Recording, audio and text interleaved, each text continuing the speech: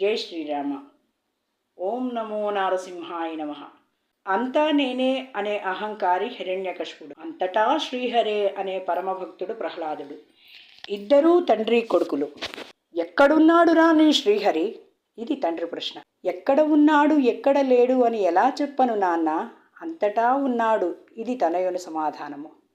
ఇందుగలడందు లేడని సందేహము వలదు చక్రి సర్వోపగతుండెందెందు వెదికి చూచిన అందందే కలడు దానవాగ్రిని వింటే సర్వే సర్వత్ర ఆ శ్రీహరి ఉన్నాడయ్యా అని సమాధానమిచ్చాడు ప్రహ్లాదుడు. ఓరి డింభక, అంతటా ఉన్నావంటున్నావే, ఈ స్తంభమున చూపగలవే చక్రిన్ గిక్రిన్ అంటూ సభామండపంలోని రాతి స్తంభాన్ని చూపించి హుంకరించాడు హిరణ్యకశిపుడు.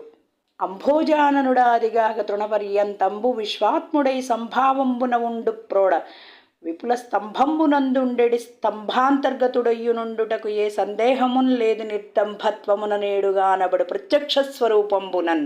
తన భక్తుని మాటలు నిలబెట్టుకోవటం కోసం శ్రీమన్నారాయణుడు సర్వాంతర్యామిగా సకల భూతములలో స్థావర జంగమాలలో బ్రహ్మాండమంతా అఖండ నరసింహరూపునిగా వ్యాపించి ఉన్నాడట.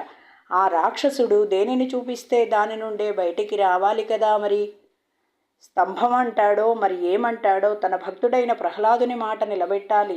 ఇది భక్తునికి పరీక్ష, భగవంతునికి పరీక్ష.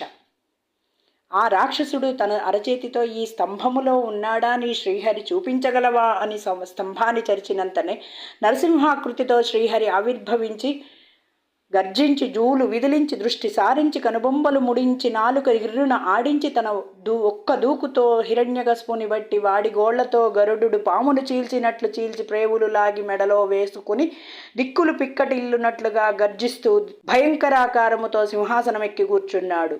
నరుడు కాదు, మృగము కాదు, నరమృగ రూపము. ఇంట కాదు, బయట కాదు, గడప మీద. పగలు కాదు, రాత్రి కాదు, సంధ్యా సమయము.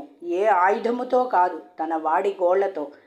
బ్రహ్మగారి వరాలకు ఎటువంటి ఆటంకము కలగకుండా దానవ సంహారము చేసి తన వైరభక్తుడైన హిరణ్యకశిపుని ఆత్మను తనలో లీనము చేసుకున్నాడు నరసింహుడు.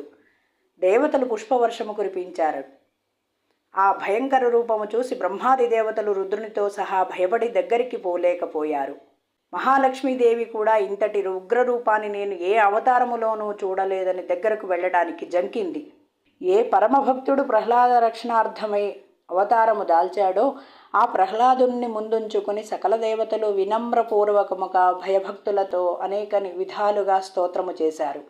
ఉగ్ర నరసింహమూర్తి శాంతమూర్తిగా ఆదిశేషుడు ఆసనమై పడగబట్టగా చతుర్భుజుడై లక్ష్మీదేవిని వామాంకమున కూర్చుండబెట్టుకుని ఒక చేతితో అమ్మను దగ్గరకు తీసుకుంటున్న భంగిమతో వరదాభయహస్తములతో శంఖచక్రములతో నరసింహరూపములో సకల దేవతలకు భక్తులకు అభయప్రదానము చేసిన ఆ రూపాన్ని మనసారా స్మరించుకుంటూ మన మనసులో ఎల్లవేళలా నిలుపుకుందాం. ఉగ్రం వీరం మహావిష్ణుం జ్వలంతం సర్వతోముఖం నృసింహం భీషణం భద్రం మృత్యుర్నమామ్యహం.